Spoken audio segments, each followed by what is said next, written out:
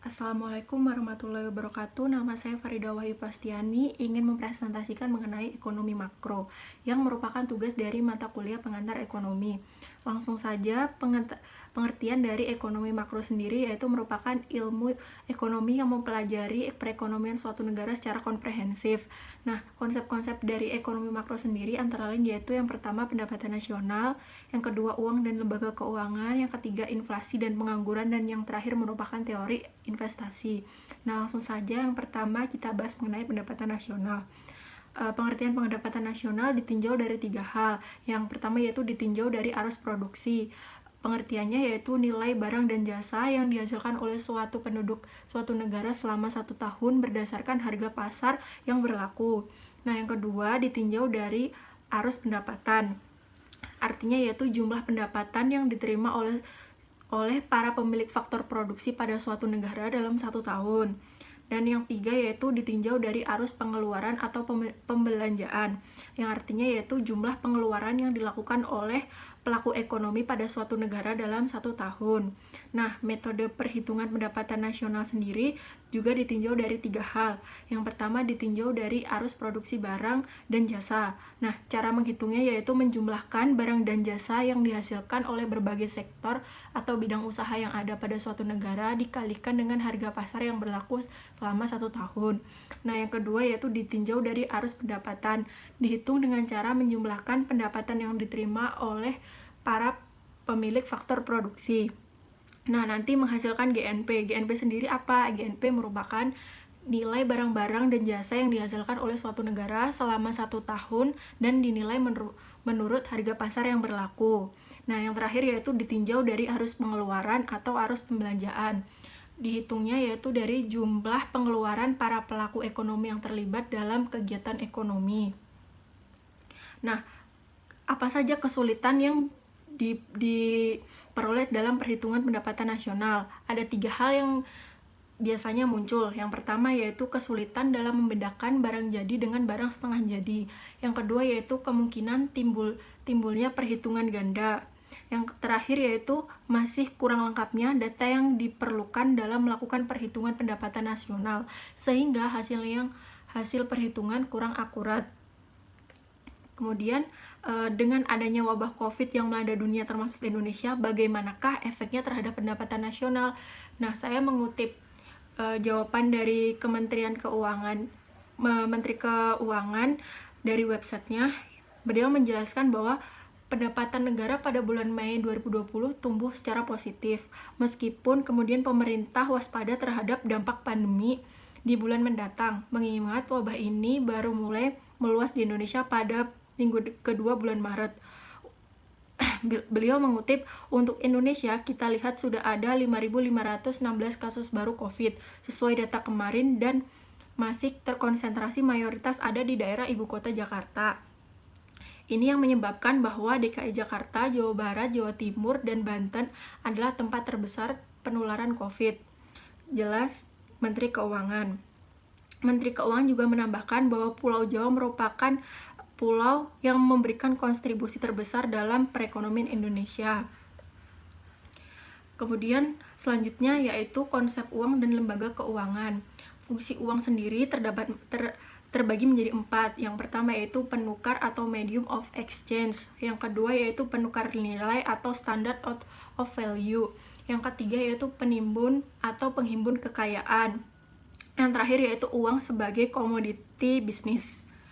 Kemudian jenis-jenis uang, yang pertama yaitu full bodied money, yang kedua yaitu token money, yang ketiga yaitu uang kertas, yang keempat yaitu uang giral, dan yang terakhir yaitu uang near money. Konsep uang sendiri menurut Robertson dalam bukunya Money mendefinisikan uang sebagai segala sesuatu yang umum diterima dalam pembayaran barang-barang. Nah, kemudian pengertian dari nilai uang. Carl Major dalam pembicaraan mengenai nilai uang membagi nilai uang menjadi 2, yaitu nilai uang luar dan nilai uang dalam. Nah, nilai uang luar yaitu perbandingan antara kesatuan uang dan kesatuan barang dalam satu lintas pertukaran. Kemudian nilai dalam uang yaitu perbandingan antara pendapatan uang keseluruhan dari masyarakat dengan jumlah uang yang berada di kas rumah tangga ekonomis. Kemudian pengertian dari harga uang sendiri yaitu harga uang atau kurs mata uang adalah perbandingan nilai mata uang suatu negara dengan mata uang negara lain. Kemudian sistem kurs yang diterapkan pada negara Sistem kurs yang diterapkan pada setiap negara itu berbeda, tergantung kepada kebijakan moneter dari negara yang bersangkutan.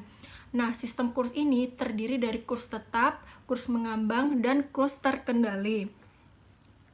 Beberapa manfaat lembaga keuangan dalam kehidupan sehari-hari yaitu yang pertama sebagai modal investasi, yang kedua sebagai cara lindung, yang ketiga sebagai informasi berharga, yang keempat sebagai fungsi spekulatif, dan yang kelima sebagai fungsi manajemen produksi berjalan dengan baik dan efisien. Kemudian fungsi lembaga keuangan, pada dasarnya fungsi pokok sistem keuangan adalah mengalihkan dana dari penabung atau unit surplus kepada peminjam atau unit defisit. Nah, jenis lembaga keuangan sendiri ada 3. Yang pertama yaitu bank umum, yang kedua yaitu bank perkreditan rakyat, dan yang ketiga yaitu bank pembiayaan rakyat syariah. Kemudian selanjutnya yaitu jenis Bank Indonesia. Nah, yang pertama yaitu bank pemerintah. Bank pemerintah sendiri merupakan bank yang pendiriannya dimiliki oleh pemerintah sehingga keuntungan bank ini dimiliki oleh pemerintah pula. Yang kedua yaitu bank milik swasta nasional. Nah, bank swasta ini merupakan bank yang sebagian besar sahamnya dimiliki oleh swasta nasional serta akta pendiriannya pun dimiliki oleh swasta. Nah, yang ketiga yaitu bank milik koperasi. Merupakan bank yang kepemilikan sahamnya itu dimiliki oleh perusahaan berbadan hukum koperasi. Nah, yang selanjutnya yaitu bank milik asing yang merupakan bank cabang dari bank yang ada di luar negeri dan dimiliki oleh pihak luar negeri. Dan yang terakhir yaitu bank milik campuran yang artinya yaitu bank yang dimiliki oleh pihak asing dan pihak swasta nasional. Selanjutnya kita akan membahas tentang hubungan COVID-19 dengan krisis keuangan. Wabah COVID sendiri ini mengganggu roda perekonomian global termasuk Indonesia. Nah, dampak krisis ekonomi mengakibatkan semakin sulitnya mendapatkan pembiayaan dan terhambatnya penyelesaian transaksi. Saat ini mungkin terlalu dini untuk menyatakan bahwa krisis keuangan telah terjadi, namun ketidakpastian kapan berakhirnya wabah ini semakin memperbesar peluang untuk terjadinya krisis. Selanjutnya kita akan membahas tentang inflasi dan pengangguran. Definisi dari inflasi sendiri merupakan suatu keadaan di mana terdapat kecenderungan kenaikan harga-harga secara umum dan terus-menerus. Dengan demikian, kalau dalam masyarakat terjadi kenaikan satu atau beberapa barang dan bersifat sementara. Nah, pengangguran menurut Edward membedakan 5 bentuk pengangguran. Yang pertama yaitu pengangguran terbuka, yang kedua yaitu setengah pengangguran, ketiga mereka yang tidak digolongkan pengangguran terbuka dan setengah terbuka, yang keempat yaitu tenaga kerja lemah, dan yang terakhir yaitu tenaga kerja yang tidak produktif. Selanjutnya kita akan membahas tentang teori investasi. Peranan kebijakan dalam teori investasi ini ada kebijakan fiskal dan kebijakan moneter. Nah, peranan kebijakan fiskal dan moneter sendiri yaitu yang pertama yaitu peranan kebijakan fiskal dalam stabilitas perekonomian negara tidak dapat dipisahkan dengan kebijakan moneter. Cazacu dalam penelitiannya menyebutkan bahwa kestabilan perekonomian suatu negara ditentukan oleh kebijakan fiskal dan moneter yang diambil dalam mengantisipasi syok yang terjadi dalam perekonomian.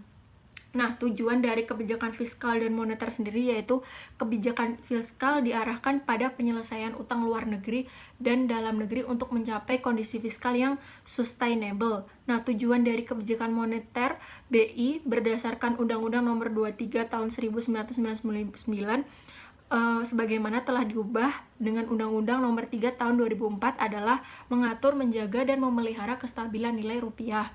Nah, fungsi kebijakan fiskal dan moneter yang pertama kita bahas tentang fungsi kebijakan fiskal, antara lain yaitu menjaga iklim investasi di suatu negara, membuka luas lapangan pekerjaan, meningkatkan pertumbuhan ekonomi yang stabil, meningkatkan neraca pembayaran, mempertahankan kestabilan nilai mata uang, memperbaiki kestabilan harga dan harga barang dan jasa, menurunkan laju inflasi. Nah, untuk kebijakan fiskal sendiri memiliki fungsi yaitu mengoptimalkan penggunaan sumber daya alam dan sumber daya manusia dan mengoptimalkan kegiatan investasi. Nah, jenis-jenis dari kebijakan fiskal dan kebijakan moneter. Secara teoritis dikenal 4 jenis kebijakan fiskal. Yang pertama yaitu pembiayaan fungsional, yang kedua yaitu pendekatan anggaran terkendali, yang ketiga yaitu stabilitas anggaran belanja berimbang, yang ketiga yaitu stabilitas anggaran, yang keempat yaitu pendekatan anggaran belanja berimbang, dan yang terakhir yaitu pendekatan anggaran belanja berimbang. Nah, dalam kajian literatur dikenal 2 jenis kebijakan moneter, yaitu kebijakan moneter ekspansif dan kebijakan moneter kontraktif. Nah, bagaimana upaya pemerintah dalam mengambil kebijakan di bidang fiskal dan moneter untuk menghadapi COVID-19? Nah, pemerintah Indonesia sendiri mengambil kebijakan yang komprehensif di bidang fiskal dan moneter untuk menghadapi COVID-19.